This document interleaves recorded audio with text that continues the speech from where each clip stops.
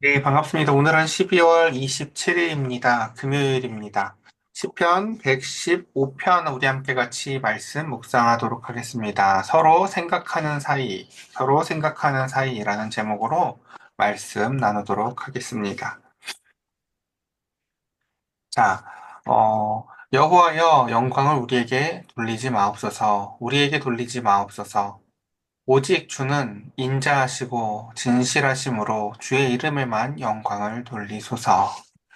참, 우리가 사는 세상을 생각해보면, 끊임없이 같은 일을 반복합니다. 우리 집에서도 매일 그러는 것 같아요. 무언가를 차려 먹고, 재료를 손질해서 차려 먹고, 그 다음에 자연히 무엇을 하기 위해서는 또 지저분해져서 그것을 다시 정리합니다. 그리고 또다시 버릴 것들을 버려서 제자리에다 둡니다. 뭐가 원래 제자리였을까 하는 생각이 들 정도로 같은 일들을 반복합니다.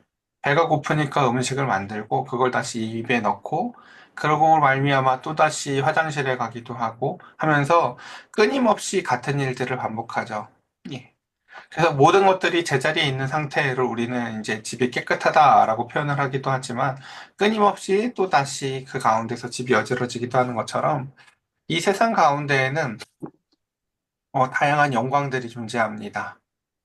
그러나 그 가운데서 그 모든 영광이 하나님으로부터 왔음을 사람들은 잘 기억하고 살지는 못합니다.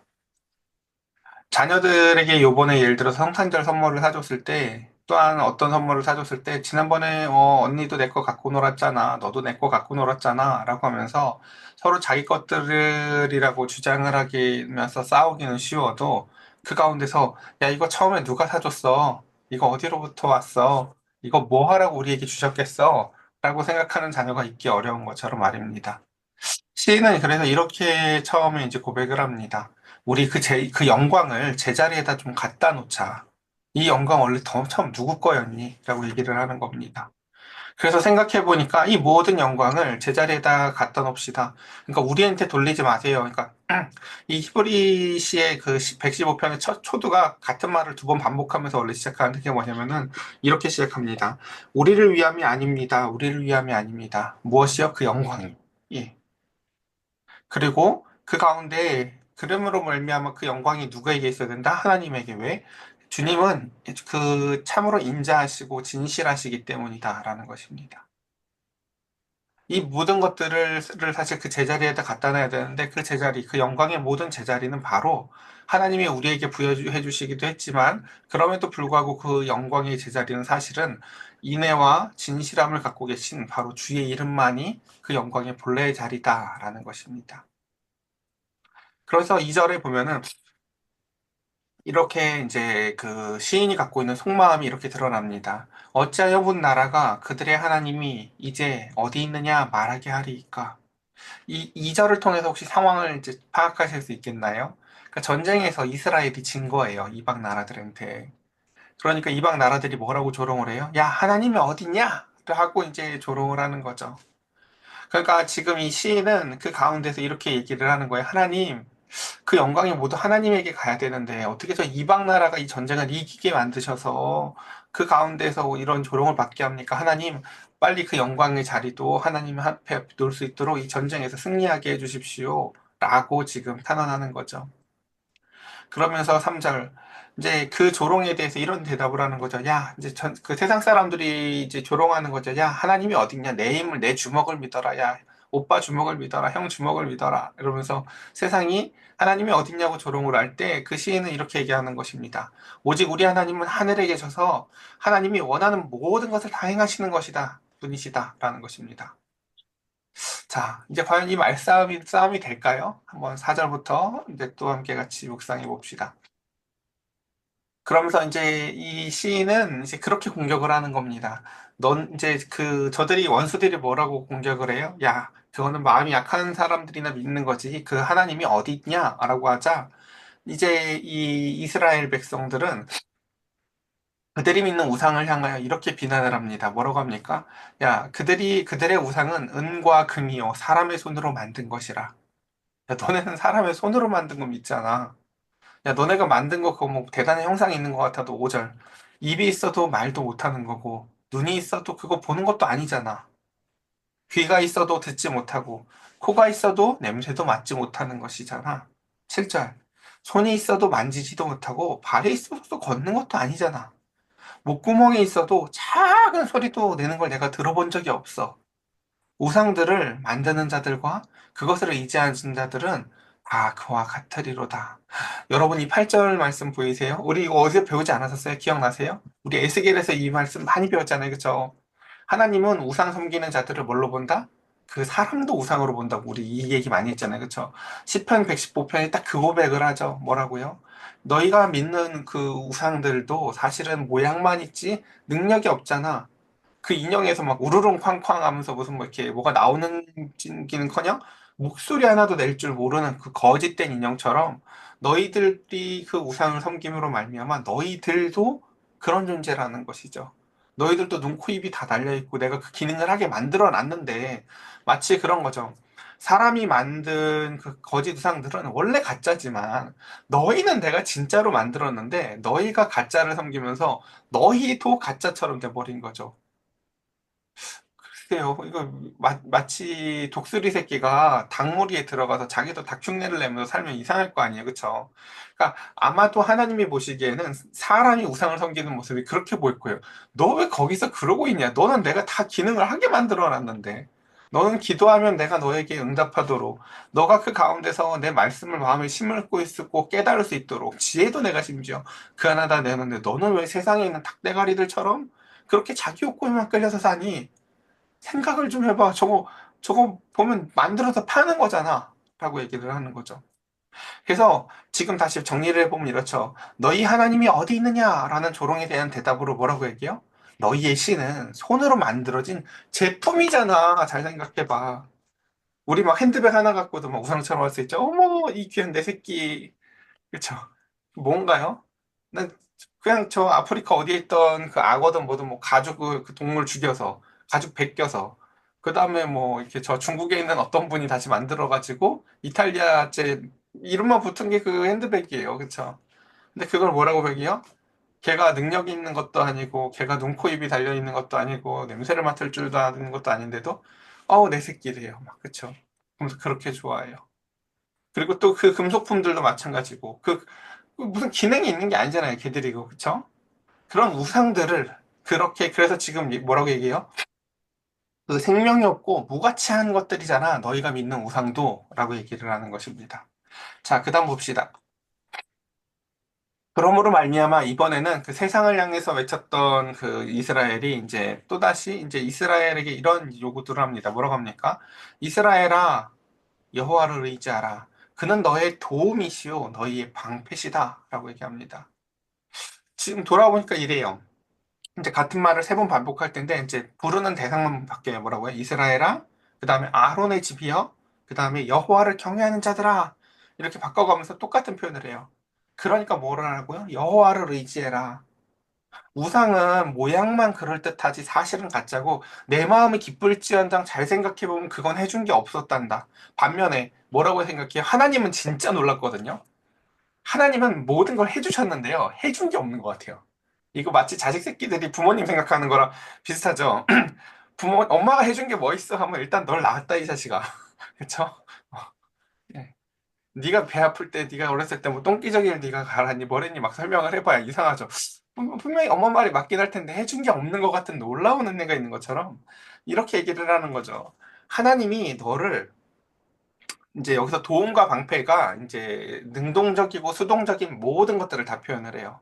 그러니까 이런 거죠. 만약에 하나님이 지금 이제 이렇게 얘기하는 거죠. 필세야, 하나님을 여호와를 의지해라 막 얘기를 하는 거죠. 그러면서 그 의지하라고 하면서 하는 게 뭐예요?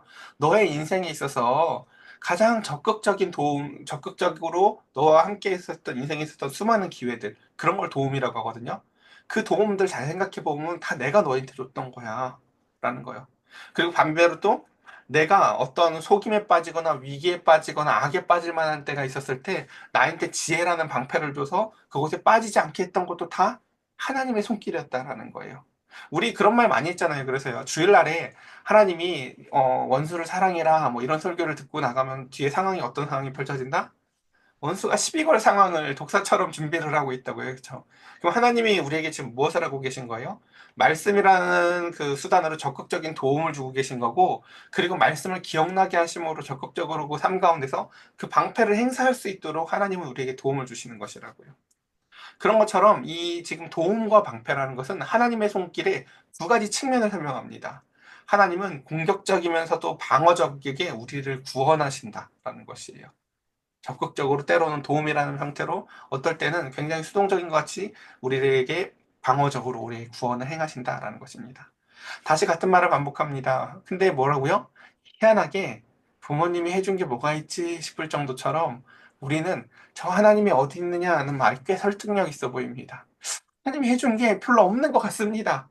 여호와를 의지해보지 않는 이상 잘 떠오르지 않습니다. 부모님은 까먹기 어려운 거지만 자녀들은 그쵸? 예, 그래요. 근데 그것처럼 그러니까 지금 그 우리의 어리석함에 대해서 지금 지적하면서 뭐라고 얘기해요? 이스라엘아, 하나님을 의지해. 일평생 너에게 도움과 방패가 하나님이었어. 아론의 집아, 그 제사장들에게 얘기하는 거예요. 여호와를 의지해라. 그는 너의 도움이시고 너의 방패셨다. 그 다음 이제 확성기를 제일 큰 걸로 갖다가 뭐라고 해요? 여호와를 경외하는 모든 사람들아, 여호와를 의지해라. 그분은 너희의 도움이시고 너희의 방패시다. 라고 시인은 다시금 외치고 있습니다. 그 다음 보겠습니다. 12절. 그 다음에 여기서 이제 한 번 더, 한 걸음만 더 들어가 보자는 거예요. 여기까지만 들어가면요. 이제 인생에 많은 고비가 없다고 표현을 해요. 자, 한 걸음만 우리 더 들어가 볼까? 하나님이 해준 게 없다고? 자, 너에게 있어서 우리에게 오는 모든 복의 근원이 어디였을까? 라는 걸 생각해 보자고 얘기를 해요. 우리에게 있는 여러분 복의 모든 근원이 어디서 왔을까요? 내가 갖고 있는 외모, 내가 갖고 있는 건강함, 내가 갖고 있는 인간관계, 그 어떤 것도 우리는 우리의 노력으로 얻은 게 아무것도 없어요, 사실은. 누군가를 사랑할 수 있는 기회들, 나에게 주신 수많은 자녀들, 수많다고 하니까 우리 혜영 이사님은 또 그럴 수 있지만, 어쨌든, 예, 우리에게 주신 자녀들 다. 내가 남편과 사랑해서 낳은 자녀라고 보여줄 수 있지만, 우리는 압니다, 사실은요. 내가 그렇게 위대한 일을 한 적이 없다는 것을. 제가 이 얘기 여러 번 드렸죠? 제가 제 자신을 안 믿고 살려고 해도 믿어지잖아요. 근데 가장 강력하게 믿었던 게 첫째 낳고 나서 뭘 믿었다고요? 걱정했다니까요. 둘째가 아무리 대단한 놈이 나와도 우리 시원이만큼 내가 사랑할 자신이 진짜 없었다니까요. 그래서 나오기 전부터 미안했어요, 둘째한테. 지선이 그 우리 산모 배가 이렇게 불러오는데 미안했어요. 미안하다 얘야. 너는 나와도 저 언니만큼은 내가 너를 사랑을 못 해줄 것 같다. 이런 걱정을 했다고요. 그러니까 제 안에는 그런 창조의 능력이 없어요. 그저 처음 주신 하나님의 사랑이 너무 위대해서요. 이거보다 더 큰 걸 상상해 볼 수 없어요. 근데 여러분 자녀를 두 번째 낳으신 분들 아시죠? 둘째가 나오면 어떻습니까? 여기 자녀들 없죠? 영업 비밀이지만 둘째가 더 이쁩니다. 사실은요. 시간이 지나면요. 예. 그러니까 그때 그런 것들처럼 그 가운데서 우리에게 있는 모든 복을 한번 생각해 보자는 거예요. 사실요. 우리가 첫째보다 더 이쁜 둘째 낳아야지 하고 낳은 적이 없어요. 사실은요. 상상할 수 없었던 은혜들이었다고요. 그래서 이렇게 얘기해요. 여호와께서 우리를 생각하사 복을 주셨다라고 합니다. 저는요, 이 시인의 고백이 제일 멋진 것 같아요. 오늘 115편 전체 중에서 제일 멋진 고백이 저는 이 12절인 것 같아요. 뭐라고 얘기해요? 야, 우리한테 있는 복이 어디서부터 왔는지 생각해 볼래? 이거 어디서부터 왔다고요? 하나님께서 우리를 생각하셔서 온 복들이야. 라는 거예요. 우리한테 있는 복이 뭐라고요? 내가 구해서 온 복이 아니라요. 하나님이 마치 제가 시장 가서 우리 애기들 딸기 좋아하는데 우리 아이들 지금 뭐 하고 있을까 하면서 제가 항상 집에 들어갈 때 집사람한테 전화해서 항상 하는 말이 뭐냐면 뭐 필요한 거 없어거든요. 왜 그럴까요? 제가 제 집사람을 사랑하고 제가 저희 아이들을 사랑하고 생각하니까요. 그렇게 하나님은 늘 우리를 뭐 하고 계시다고요? 아이고 우리 행영이에게 뭐 필요한 게 없을까라고 생각하신다는 거예요. 그리고 하나님이 그 다음 하시는 일이 뭐라고요? 복을 보내주시는 거라는 거예요. 아유, 그래, 복 줘야 되는데. 그쵸? 우리에게 있는 모든 복의 근원과 출처와 그 원샘, 그쵸? 막 밑에 지금 강줄기가 막 흐르고 있는 이 강줄기를 거슬러 올라가서 이 복이 어디로부터 왔지 하고 강줄기의 발원지로 가봤더니 뭐라고요? 하나님이 우리를 생각하시는 그 자리에 있다는 거예요. 기도가 왜 위대한지 아세요? 우리가 그 강줄기로 나아가서 우리도 누군가에게 그 복의 근원이 되어주는 거예요. 내가 누구를 생각하면서 막 기도해 주잖아요. 우리 이제 앞으로 오늘 이제 희수 떠나가게 되겠지만 희수를 향한 복의 물줄기가 되어줘야 되지 않겠어요? 그렇죠? 그 자리에서 우리가 막 생각해서 기도해줘야겠죠. 하나님이 우리를 생각하시면서 기도해 주시듯이 그 우리에게 은혜를 부어 주시니 마시지 말입니다.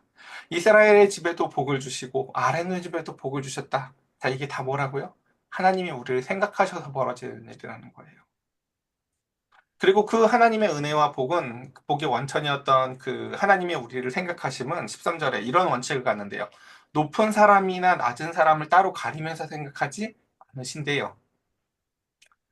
인권이라는 게 인간이 뭐 동물은 막 잡아먹어도 되는데 왜 사람은 함부로 죽이면 안 될까요? 이런 게 사실 과학적으로는 설명이 안 되거든요. 사람이 뭐라고 사실요. 동물이랑 다를 게 없어요, 사실요. 과학적으로 보면. 근데 종교적으로 특히 이제 성경이 말하는 인권은 다 어디서 나오냐면 하나님의 형상으로 사람을 지었고 그 가운데서 만물을 다스릴 권리를 하나님이 그들에게 주셨고 그 가운데서 모든 사람이 돈이 많고 재물이 적음을 떠나서 모든 사람을 향한 하나님의 생각이 평등하시다는 것을 알 수가 있어요. 그리고 그 가운데서 그래서 이렇게 얘기하는 거죠. 높은 사람이나 낮은 사람이 하나님의 생각의 기준이 아니라 여호와를 경외하는 자들에게 복을 주시리라. 자, 여기가 이제 좀 너무너무 좋은 구절인데 제가 좋다는 말이 뭔 말인지 알아듣시는지 모르겠어요. 자, 첫 번째, 복이 그런 거죠. 거슬러 올라갔더니 복이 어디로부터 왔다? 하나님이 우리를 생각해가지고 왔네라고 얘기하고 있잖아요. 근데 이제 여기서 한 걸음 더 나아가서 13절의 뒤는 뭐라고 얘기해요? 여호와를 경외하는 자들에게 복을 주실 거야 라는 얘기를 뒤집어 얘기하면 무슨 얘기냐면요. 우리도 이제 그 하나님을 생각하는 존재가 되자라는 거예요. 야, 왜 하나님만 짝사랑하게 만들어? 하나님만 우리를 생각하시면서 우리한테 복만 주시는 꼭 산타 할아버지 같은 존재를 만들지 말고, 우리도 그 하나님을 경외하자. 우리도 하나님한테 물줄기를 틀어서 영광을 제자리로 돌려놓자. 하나님은 우리한테 복만 주시는 분이 아니라 영광도 받으셔야지. 라고 하면서 우리 영광이 하나님한테 왔음을 지금 고백하자, 찬양하자. 라고 지금 23절의 하반절은요, 이제 이렇게 얘기하는 거죠. 하나님을 짝사랑하는 사이, 하나님만 우리를 생각하셔서 복 부어주시는 분이 아니라 우리 하나님이랑 서로 생각하는 사이 하자. 이걸 우리 인간관계에선 연애할 때 이런 걸 썸이라고 하죠. 예. 우리 1일 합시다, 하나님. 저도 하나님 사랑해요. 저도 이제 늘 하나님 생각하고 살게요.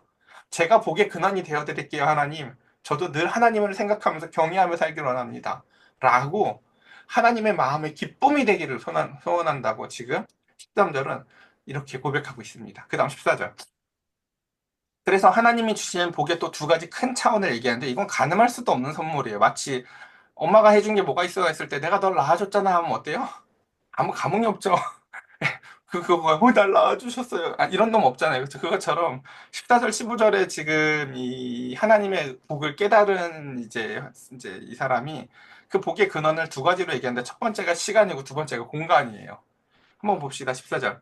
여호와께서 너희를 곧 너희와 너희의 자손을 더욱 번창하시기를 원하노라 라고 하면서 하나님이 그 시간 속에서 주셨던 복들이 막 생각이 나요. 맞아, 맞아.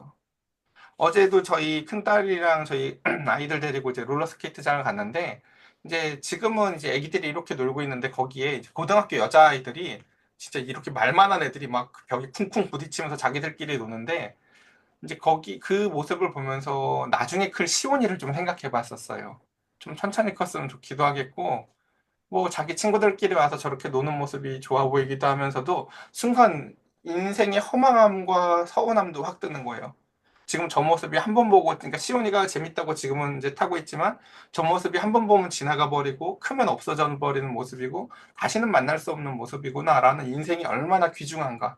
그래서 저만한 때에 맞는 사랑을 정말 많이 부어줘서 저 아이가 물론 까먹겠지만 그 가운데에서 저렇게 친구들과 나중에 다 자라서 인생을 살아나갈 때 나에게 온 복이 어디로부터 왔는지 한 번쯤 생각해 볼 때 부모님으로부터 물려받았던 수많은 미소들과 친절한 손길들과 사랑의 따스한 말들이 그 아이의 영혼에 새겨지도록 하겠구나라는 생각이 드는 거죠.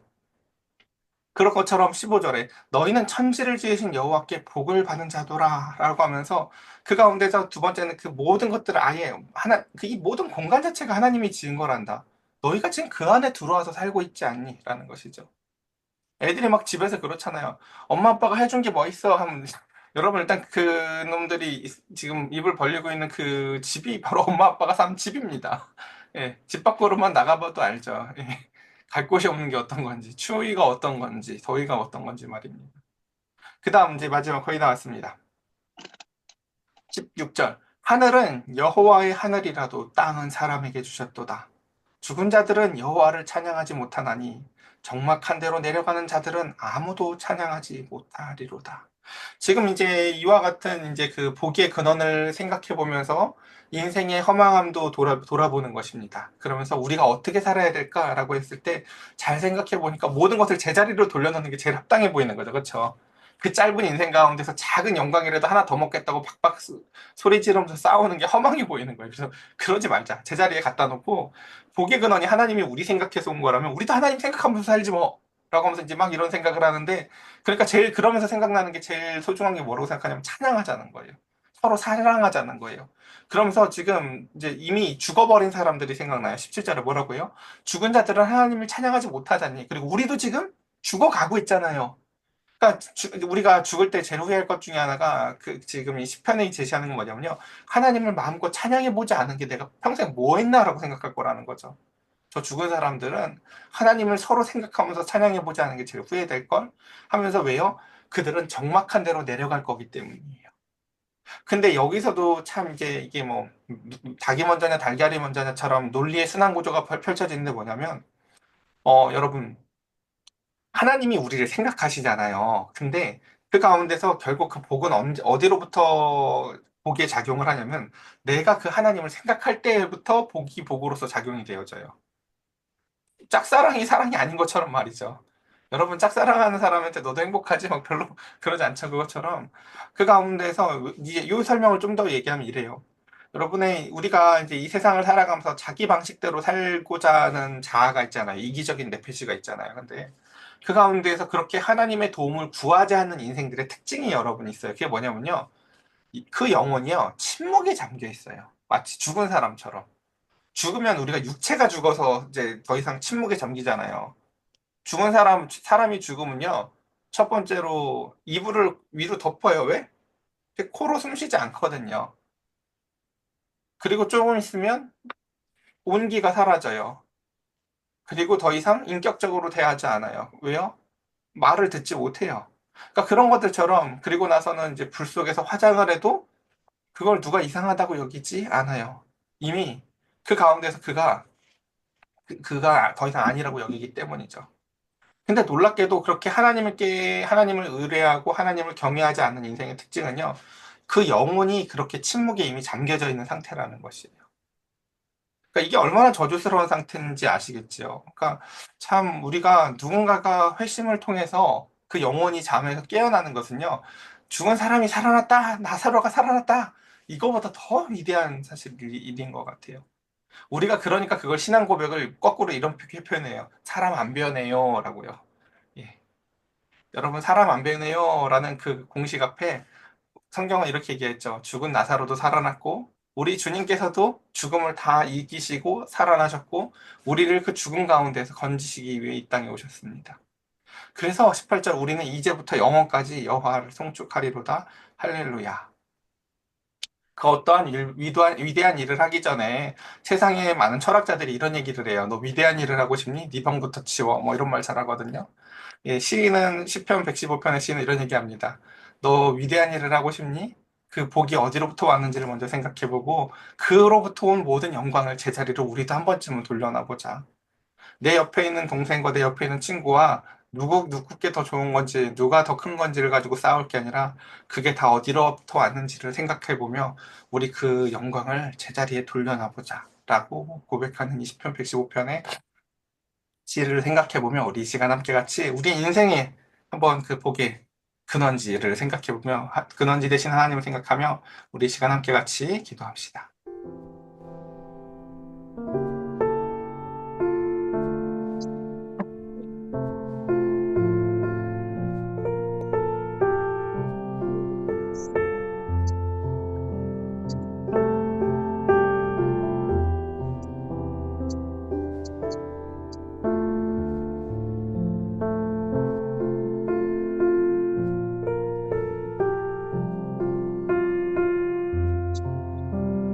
아버지,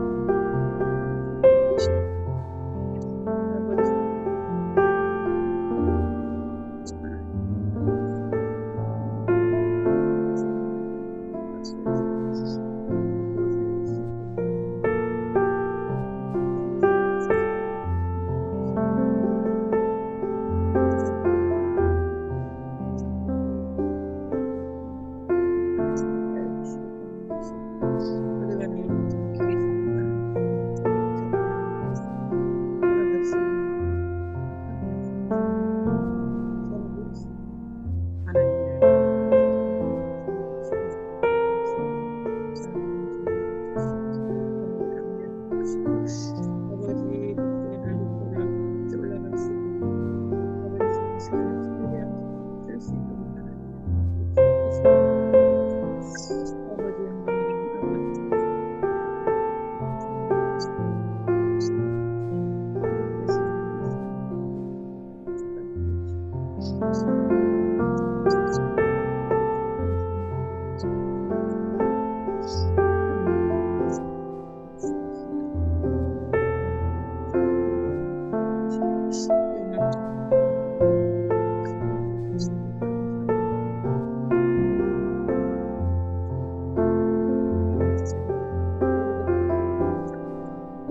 아버지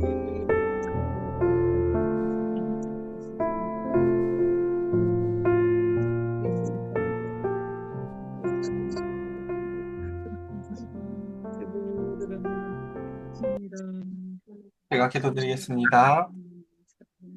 복의 근원 되신 하나님 아버지, 우리는 다 양 같아서 그저 앞만 보며 제 갈 길로 갈 줄밖에 모르던 자들이온데 시편 115편은 그 인생의 눈이 뒤집혀져 이제는 모든 것이 어디로부터 왔는지를 떠올려 볼 때 복의 근원이 바로 하나님이라는 것을 발견합니다. 열심히 무엇 하나를로도 더 가지며 세상의 유혹과 유행에 따라서 살아가는 바람에 나는 겨와 같은 인생이 아니라 그 자리에 앉아서 계산을 해보고 돌이켜보고 그 가운데서 하나님이 우리를 생각하셔서 오셨던 복이구나라는 것을 깨닫습니다. 그리고 이제는 시인은 고백합니다. 우리도 그 하나님을 좀 생각하면서 살자. 우리도 이제 그 영광을 내가 먹을 것만 구하는 인생이 아니라 누군가에게 복의 근원이 되어주며 그 영광을 하나님께 올려드리며 그 은혜의 물줄기를 우리도 이제는 하나님을 향하여 다시금 돌려드리자 고백합니다. 우리 서로 사랑하는 성도들이 이 시편 115편의 놀라운 영적인 비밀을 체험하길 원합니다. 메마른 인생, 영원히 잠긴 인생을 향하여 내가 하나님 앞에 기도하며 내가 그 복의 근원지가 되어주지 뭐 라고 생각하며 그 누군가를 생각하사 기도하는 자들이 되게 하여 주시옵소서. 누군가를 비난하고 사람은 안 변해 너희 하나님 어디 있냐? 라는 수많은 세상의 조롱 가운데에 우리 하나님은 하늘에서 하시고자 하는 일을 못하실 것이 없는 전능한 하나님이시니 그 하나님이 우리를 생각하사 이 땅에 복을 내려주셨듯이 내가 저 하나님의 뜻 가운데 누군가를 향해서 그 복의 근원이 되어 기도할 것이고 그를 향하여 이제 끊임없이 복의 복을 구하는 존재로 살 것임을 하나님 아버지 앞에 다짐해 봅니다. 우리 사랑하는 희수 이제 오늘 떠나가는 날입니다.